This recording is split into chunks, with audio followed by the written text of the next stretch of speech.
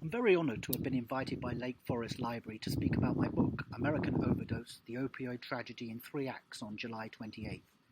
It might seem strange in the midst of one epidemic to be speaking about another, but opioid overdoses have killed nearly 600,000 Americans over the past 2 decades and drawn millions more and their families into the hell of addiction. If you think of coronavirus as a hurricane, then the opioid crisis is more like global warming. It's slow, but it's dangerous, and it's going to have serious long-term consequences for this country. American Overdose is about how that happened and who it happened to. I was prompted to write the book because I wanted to answer a couple of big questions that struck me as I was reporting on opioids for The Guardian. The first was why this is largely an American crisis. No other country has an opioid epidemic on this scale or in this way. No other country consumes narcotic prescription painkillers in such massive quantities. At its peak, doctors were writing enough prescriptions for what the Drug Enforcement Administration called heroin in a pill to provide every American adult with 3 weeks' worth of pills. The US prescribed at 6, 7, 8 times the rate of European countries. In that sense, it's a uniquely American epidemic.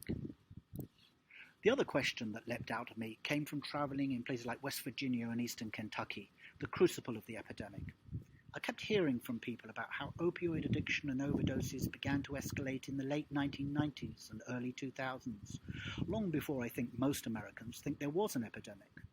There's a man in the book, a miner called Willis Duncan, who tells me the story of how he and his family, his wife and son, are drawn into addiction as they're prescribed more and more painkillers at ever higher doses, and the devastating and deadly impact that has on their family right through the 2000s.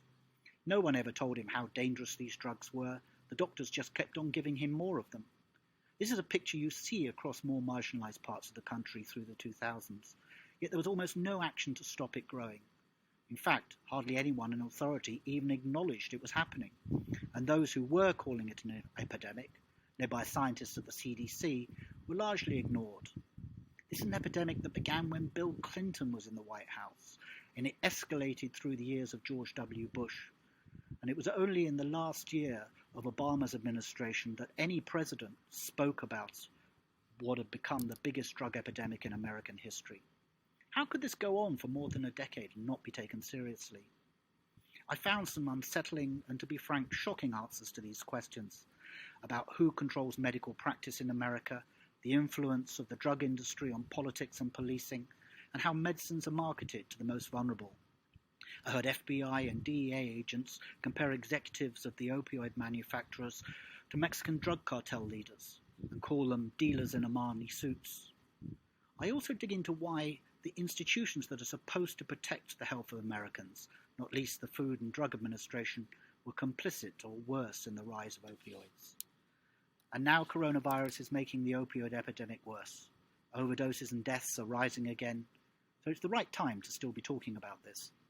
So tune in to Facebook Live. I'll be interviewed by Michael Nerheim, Lake County State's Attorney, 7 p.m. July 28th. And if you hadn't read it, pick up a copy of American Overdose. Thanks.